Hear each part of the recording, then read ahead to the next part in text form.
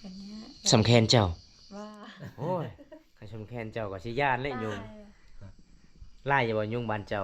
ลายอยู่ เอาเวลาเจ้านอนนี่เจ้าบ่ได้กางมุ้งเลย นอนอย่างเดียวเลยโอ้ยุงหลายเนาะทีนี้ กั เนาะ ดกะเก่า เก่า ปะ เนาะ ปะ อืม วันนั้นแล้ว อยู่ป่าแห่งกระเตก แม่นบ่ ลีลาย เจ้าเคยไปนอนอยู่ป่าบ่ บ่ไปออกให้ ออกให้โอ้คอยละตกใจคือว่าจะไปนอนป่า ว่าแหละป้าไปอยู่ป่าแห่งกระเตกยุงมันเลยไล่ โอ้จะไปคอยละคิดว่าจะไปป่ากลางคืนนี่ สิไปกลางคืนเราก็บ่เห็นแหละมื้อ เนาะ ไม่ยังบ่เห็นลาวบ่ ลาวเลยยุง ยุง ยุงบ่เห็นแหละ ยุงบ่ ไป เห็น กลางคืนเด้ โอ้ยมันเห็นมันยังสูบเห็นเนาะ อืม มืดเด้ แหงมืดเลยยุงมักไป เจ้าบ่เคยไปนอนป่าบ่ซะเวียน ไปนอนอยู่ให้ก็เคย อ๋อนอนไห้เคย จะไปนอนกับไผอยู่ไห้ มันก็บ่ได้กล้างบ่ บ่ได้ย่านว่ายุงจะนอนอยู่ป่า นั่นได้คือว่ายุงบ่เห็นน่ะเป็นน้องนอนอยู่พุ่นยุงกัด ก็บ่ได้เปิด ยุงกัดบ่ได้กัด ใส่ของเอาไป ฮะไม่ยังจะเว้ายังมึงขมค่ะฮะ ไม่ได้เปิดไฟ โอ้บ่ได้เปิดไฟคันเปิดไฟบ่นี่เห็นยุงเลย นั่งซื่อๆ เห็นยุงบินเลยบ่ งไฟซื่อ ดังไฟซื่อๆแล้วก็ยุงหยาด เนาะ เนาะ นะทุกคนเลย เจ็บอยู่บ่ยุงต่ำบ่ได้เจ็บ ๆคัน คัน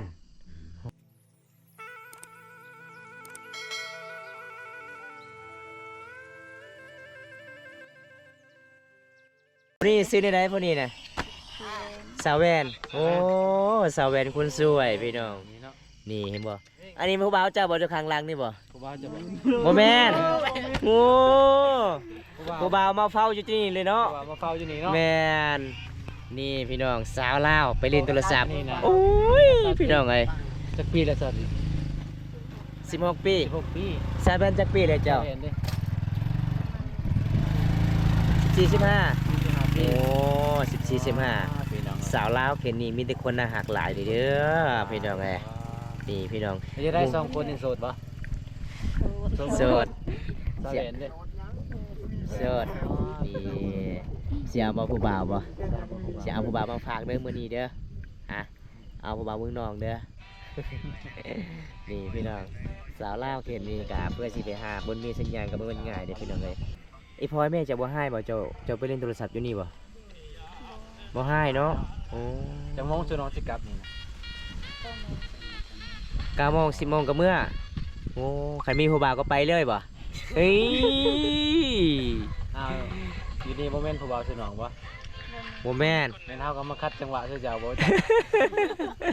เนาะ อุ้ยพี่น้องไอ้ที่พ่อสาวลาวหลายๆคนมาเล่นโทรศัพท์มื้อนี้พี่น้องเพราะว่าเฮาก็อัปเดตไปที่ชีวิตสาวลาวเก็บนี้ก็สิไปเยี่ยมสาวเวียนอีกพี่น้องจะได้ไอไปกันเด้อนังเด้อบ๊ายบายบ๊ายบายเนี่ยบ๊ายบายนี่น่ารักหลายเลยครับน่ารักสวัสดีจ้าสวัสดีผู้สาวสวัสดีฮะทางมาที่ไซนี่นะ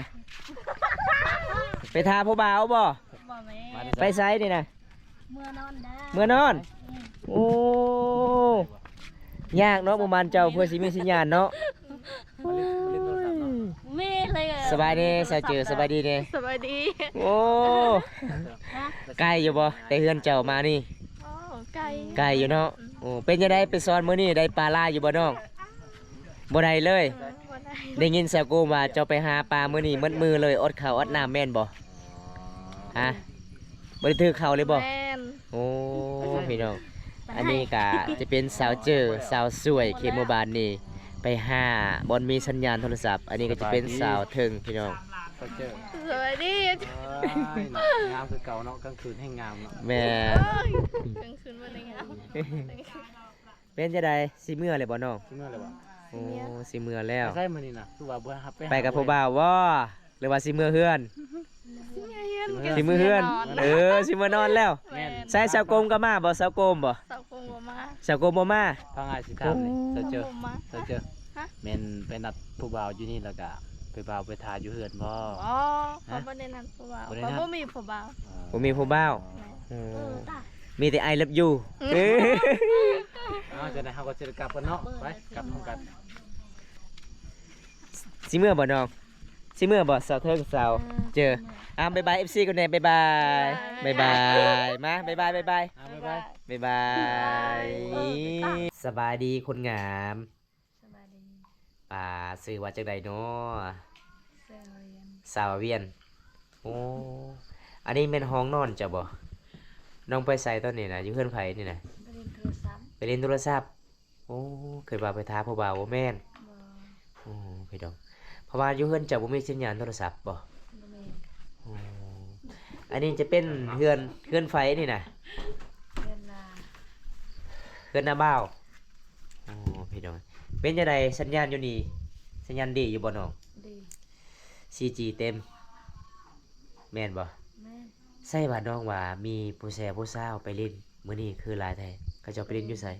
บันตาราง วันตะล่างโอ้ส่วนน้องก็ขึ้นเฮือนพี่น้องเนาะมีเฮือนพี่น้องต้องเล่นอยู่เฮือนพี่น้องเอ้ย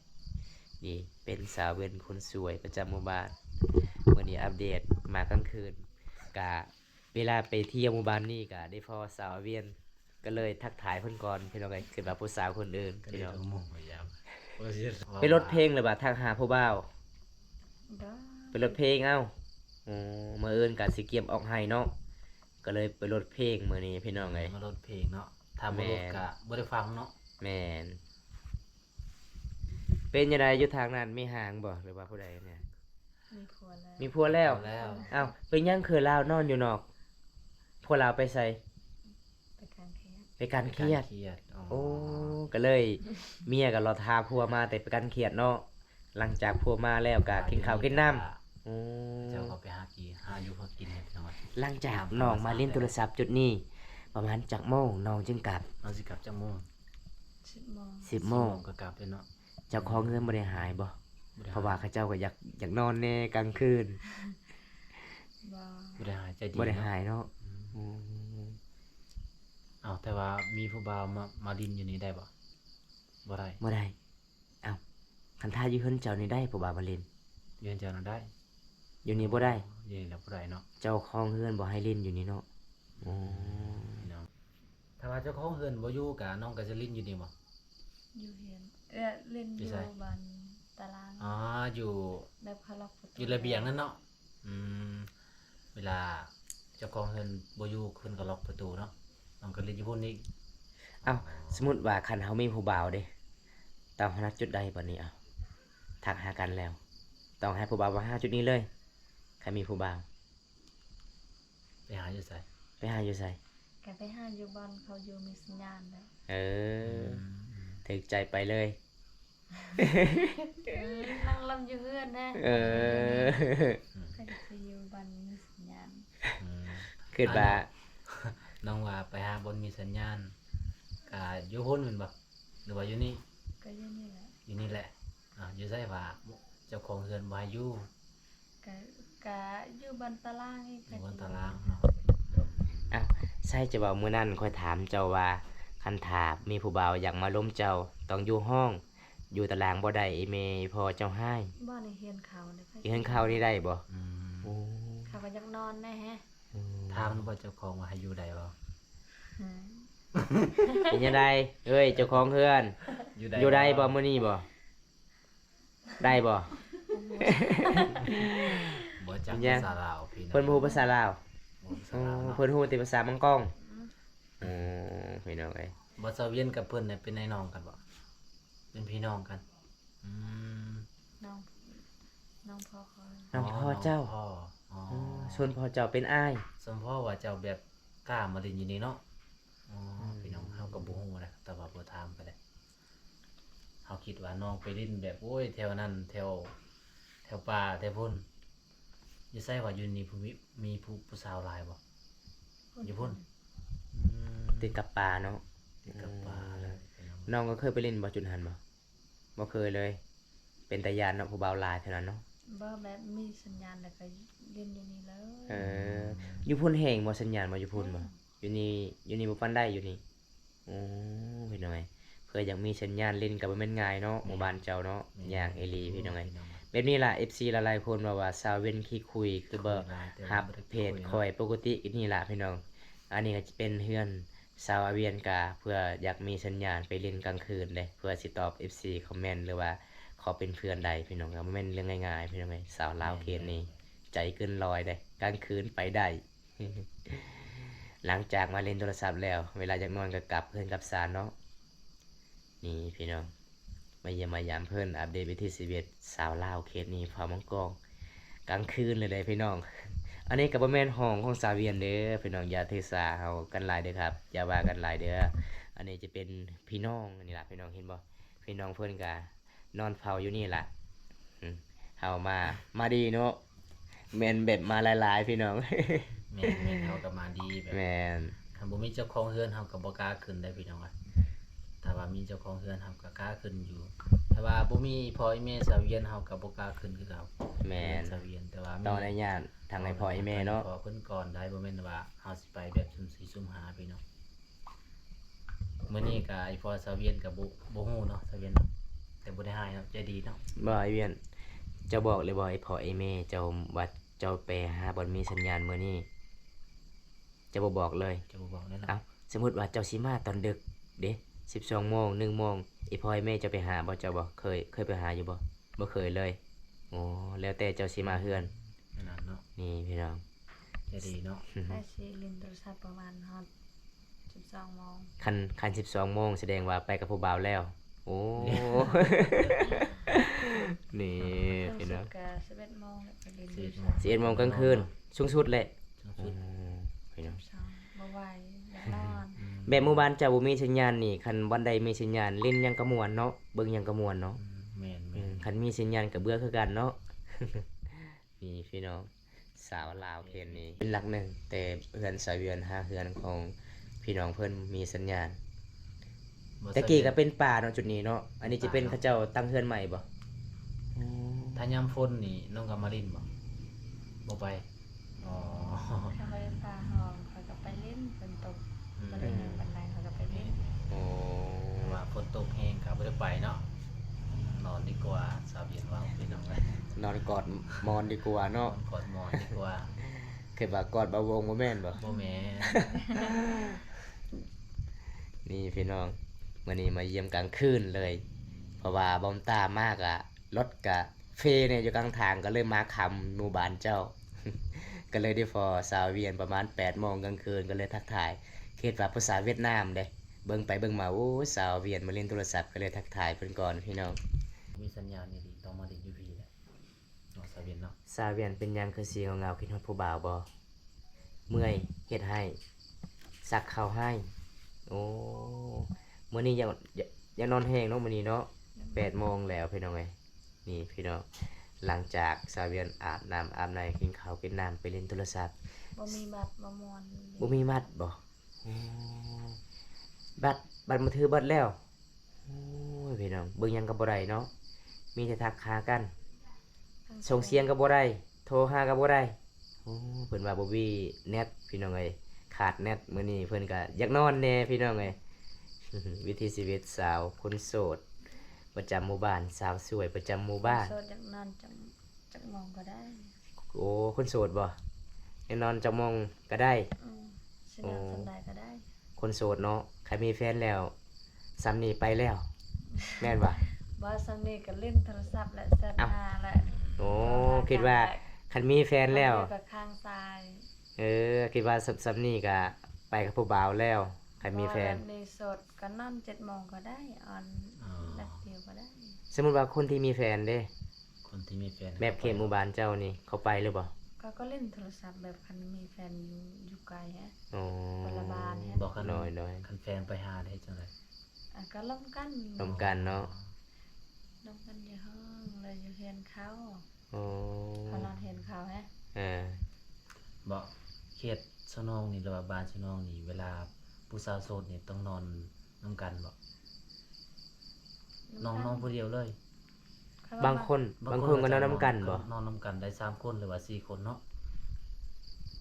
แต่เจ้านอนคนเดียว เพราะว่าเจ้าคนงามเนาะ คนงามเนาะ ก็เลยบ่ได้นอนกับหมู่ คือบ้านบาวบุญตาเนาะก็เป็นแบบชาวลาบ่ชาวยังมานอนนำกัน มี4 คน มี4คนนี่ชาวเวียนก็นอนคนเดียวพี่น้อง บ่ได้เหงาบ่น้องนอนกลางคืนคนเดียว บ่เหงาเอ้าแค่เวลาหนาวน้องสิกอดไผเอ้า ก้อนมอน กอดมอนดื้อ โทรศัพท์ ไม่ได้กอด FC บ่ อยากกอดบ่คันถ่าย FC มาอยากกอดเลยเนาะ มีแต่กอดมอนอย่างเดียว อันนี้ก็ยังกอดมอนอยู่พี่น้องเอ้ย มาเยี่ยมมายามเพิ่นบางคันเหงาแล้วกอดมอน นี่เห็นบ่น่าฮักหลายเลยพี่น้องสาวเป็นคนสวย ดังเดียงัดเต่าเด้อไป ไม่ดังได้เห็นไป ก็ดังเบียด โอ้ ดังบิเบี้ยอืมเพิ่นว่าค่อยก็พังบ่ออกเลยก็พังออกแต่นิดเดียวเพิ่นว่าพี่น้อง นี่เพิ่นก็สิเว้าลาวบ่เป็นได้เกณฑ์นี้โอ้ยบ่วงสิหายไผอีก บ่ได้หายไผ หายสาวเวียนบ่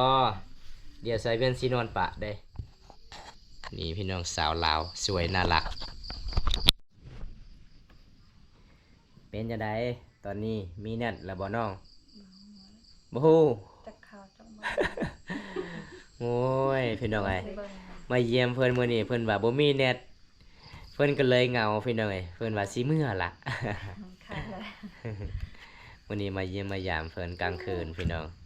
เพราะว่าเฮาก็สิมื้ออาบน้ำอาบในอีกพี่น้องเพราะว่าอยู่เล่นกับน้องก็อีกบ่โดนพี่น้องเฮาก็สิอาบน้ำอาบในเพราะว่าเดินทางมาไกลเมื่อยแน่พี่น้องเอ้ยมื้อนี้ก็สิกลับบ้าน แต่ว่าบ่ได้ตั้งหาละมาเบิ่ง แม่นยังสาวเวียนจะเบิ่งยัง คนตาย คนเสียบ่ ไปแม่ โอ้อยู่บ้านใดคนเสีย อยู่บ้านไหน มันคนดอง บ้านพุนต้องโอ้เป็น เสียไม่ได้นะ หมู่บ้านทางที่เส้นทางบอมตาสิกลับเนาะโอ้พี่น้องเอ้ยสิกลับบ่ได้ละพี่น้องมื้อนี้ มียานบ่ ตายานเลยพี่น้องเอ้ย โอ้ย เพราะว่าตอนนี้ก็ฮอดเวลา9 โมงแล้วเพราะว่าบอมตาก็สิกลับบ้านก็ยานนิดนึงพี่น้องเอ้ยมีคนเสียเนาะ สาเวียนบ่มตาขอนอนอยู่เฮือนได้บ่ ได้ นอนได้เนาะใจดีหลาย มีแต่บ่บงให้นอนอยู่ห้องเลยเนาะบ่บง ส่วนบ่วงก็สิได้กลับบ้านยุงใหญ่ซำใดยุง กันเนี้ย สำแคนเจ้า ว่า โอ้ยคันสำแคนเจ้าก็สิย่านเลยยุง ตาย ไล่อย่าบ่ยุงบ้านเจ้า หลายอยู่ เอ้าเวลาเจ้านอนนี่เจ้าบ่ได้กางมุ้งเลย นอนอย่างเดียวเลยโอ้ยุงหลายเนาะทีนี้เนาะ กัดกะเก้า เก่า เก้า เนาะ ปะ อืม นอนแล้วโอ้ยพี่น้องเอ้ย เป็นตาย่านพี่น้อง บ่ปานใดยุงเนาะ อยู่ป่าแห่งกระแตก อืม แม่นบ่ ลีลาย เจ้าเคยไปนอนอยู่ป่าบ่ บ่ไปเอาให้ ออกให้ โอ้คอยเลยตกใจคือว่าจะไปนอนป่า บ่วันตอนละคิดไปมือโลด บ่แม่นชาวเว้นว่าอยู่ป่าแห่งหลาย ใช่ ค่อย ว่าแหละป้าไปอยู่ป่าแห่งกระแตกยุงมันเลยไล่ โอ้ เวลา จะไป เอาให้ เวลาออกให้ บ่ซะ ค่อยเลยคิดว่าจะไปป่ากลางคืนนี่ อ๋อ ถ้าสิไปกลางคืนเราก็บ่เห็นแหละมือ เนาะ ไม่ยังบ่เห็นลาวบ่ ลาวเลยยุง ยุง ยุงบ่เห็นแหละ บ่ ไป เห็น กลางคืนเด้ โอ้ โอ้ยมันเห็นมันยังสิบ่เห็นเนาะ อืม มืดเด้ แหงมืดเลยยุงมักไป เจ้าบ่เคยไปนอนป่าบ่ซะเวียนบ่เคย ไปนอนอยู่ไห้ก็เคย อ๋อนอนไห้เคย จะไปนอนกับไผอยู่ไห้ กับพ่อแม่ พ่อแม่ เชียร์ยา โอ้ มุงก็บ่ได้กลางบ่ บ่ได้ย่านว่ายุงจะนอนอยู่ป่า นั่นได้คือว่ายุงบ่เห็นนะเป็นน้องนอนอยู่พุ่นยุง อ้าว กัด ก็บ่ได้เปิด ยุงกัดบ่ได้กั เขา ด ใส่เขาเอา ฮะไม่ยังจะเว้ายังมึงขมขะฮะ ไม่ได้เปิดไฟ โอ้บ่ได้เปิดไฟคันเปิดไฟบ่นี่เห็นยุงเลย นั่งพื้นซื่อๆ เห็นยุงบินเลยบ่ งไฟซื่อ ดังไฟซื่อๆแล้วก็ยุงหยาด เนาะ เนาะ นะทุกคนเลย ค่อยเลยคิดว่าในนี้ค่ะวันเฮาบ่ได้เปิดไฟนี่ยุงหลาย แม่น คันเปิดไฟนี่ยุงมันแล่น มันแลนนี่ มันแล่นอยู่ไผ แต่ว่าบ้านน้องนี่เนาะ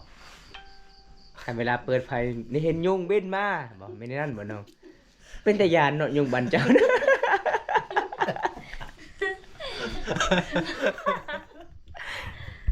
ระวังเด้อพี่น้องถ้าผู้ใดไปนอนให้อยู่กับสาวเวียนไปนอนให้อยู่ป่านี่ไปเฮ็ดให้เด้อพี่น้องสาวเวียนว่าคันเวลาเปิดดอกนี่เห็นยุงใหญ่แล่นเข้ามาคันเวลาปิดไฟนี่บ่เห็นยุงเลยเพิ่นว่า พี่น้อง บอมตาก็เลยตกใจยุงเพิ่นว่าลาวพี่น้องเอ้ย ๆ ลาวเนาะมันเจ้าเอิ้นลาวเนาะ เออ มันค่อยเอิ้นยุง ยุงเนาะคำว่ายุงนี่เขาเอิ้นว่าแบบ ซื้อมันก็ได้ เออ แต่ว่าคนเฮามัน คันสมมุติบ่าวงไปหาเจ้าก็คือลาว อืม คันบ่าวงอยากไปหาเจ้าอยากไปนอนนํเจ้าจะเว้าลาวโลดลาวมาหาค่อย อืม แม่นบ่ซาเวียน แต่ภาษาบ้านเจ้ายุ่งกับบ่ลาวเนาะ ใหญ่บ่ลาว แปลกหลายภาษาแต่ละต้องถิ่นมันต่างกั มัน น แต เนาะ กต่างกันพี่น้องตอนตาเราตกใจล่ะเพิ่นว่าค่อยไปนอนไห้โอ้ยยุงหลาย เพิ่นว่าคันเปิดไฟนี่ก็ยุงสิหลายได้ แหม แต่ว่าปิดไฟมันยุงบ่เห็น ยุงบ่เห็น โอ้ย แม่นดิบ่ะ เนาะ มีแต่ได้ยินอยู่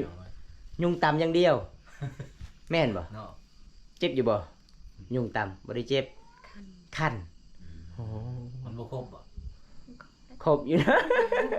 เวลายุงครบอยู่บ้านนี่ก็มันเป็นไข่เป็นหยังบ่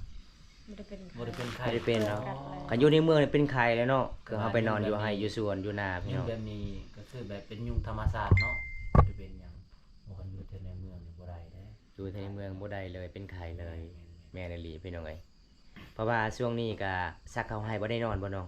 บ่ได้นอน คันเวลาเสียหญ้านี่นอน อืม เวลาหุบข้าวให้ก็นอน นอนอีก โอ้ นอน อยู่ให้เจ้ามีสัญญาณอยู่บ่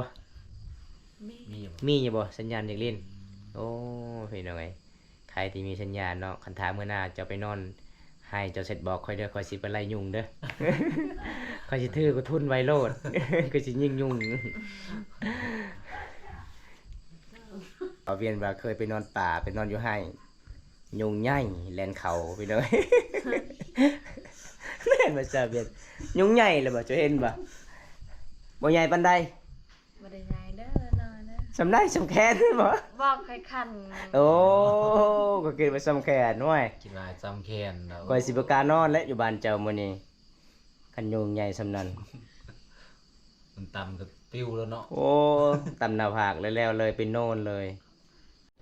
ข่อยเลยเดี๋ยวนี้ข่อยเวลาไปนอนไห้นี่ข่อยเปิดไฟข่อย ประหยัดแน่ ข่อยยานคนขี้รัก ประหยัดแต่ FC เอ้ย ข่อยยานคนขี้รักเห็นบ่คันเฮา ขี้รัก ส่วนซาเวียน คันเฮาบ่ได้เปิดไฟนี่คน เวลาไปนอน มาบ่ดีเฮาบ่เห็นเด้อันนี้นะ จะบ่ย้านบอกคนมาบ่ดีกลางคืน ยุงหลาย บ่มีเด้อบ้านคอย บ่มีบ่มีแต่ดังไฟอย่างเดียว โอ้ ดังไฟแล้วมันบ่ไปเนาะ ดังไฟแล้วก็เลยนอนเลยพี่น้องคันไปนอนอยู่ไห้นี่เฮ็ดตูมเอาบ่อยู่ไห้บ่อ๋อ อ่ะคำเวลาไปนอนให้นี่เบิดเฮือนสุนองน่ะไปนอนเบิดเลยอ๋อไผสิเกลือเป็ดเกลือไก่ซะ น้องเอาไว้ พี่น้องเอ้ยมามื้อนี้บอมตากับบ่าวงก็ยังบ่ทันได้อาบน้ำอาบในเฮาก็สิมาปะกันเด้อน้องเด้อเป็นจังได๋มื้อนี้ยังโสดคือเก่าบ่คือบ่เห็นหมู่คู่มาเล่นน้ำยังโสดคือเก่าโสดจักเปอร์เซ็นต์กลางคืนนี่ 100%คือเก่า 100%คือเก่าโอ้พี่น้องเอ้ยยากเลยเนาะหมู่บ้านเจ้าเพื่ออยากมีสัญญาณเนาะ ยากเลยสิได้ แม่น เส้นหาเขา แม่นจังได๋ไอ้กลับกันเด้อน้องเด้อเพราะว่าไอ้มาเยี่ยมมายามน้องก็ประมาณส่ำนี้ล่ะอัปเดตประเทศชีวิตน้องบอนมีสัญญาณโทรศัพท์เนาะยากที่สุดเนาะเป็นหมู่บ้าน มีไฟฟ้าแต่บ่มีสัญญาณพี่น้องเอ้ยจังได๋ก็เฮาก็สิปิดไว้ส่ำนี้พี่น้องเอ้ยขอขอบใจพ่อแม่พี่น้องที่เข้ามาติดตามแต่ต้นจนจบพี่น้องคลิปนี้ก็บ่มีหยังหลายสิพาก FC หลายๆคนเพราะว่าจะเป็น FC ในประเทศและต่างประเทศประเทศไทยประเทศลาวหมดสุขสุขคน ขอให้อยู่ดีมีแหงขอให้ร่ำให้รวยเด้อพี่น้องที่รับชมคลิปนี้เมื่อนี้อัปเดตประเทศชีวิตสาวเป็นคนสวยจะได้อากาศก็เดินดองเด้อบ๊ายบายบ๊ายบาย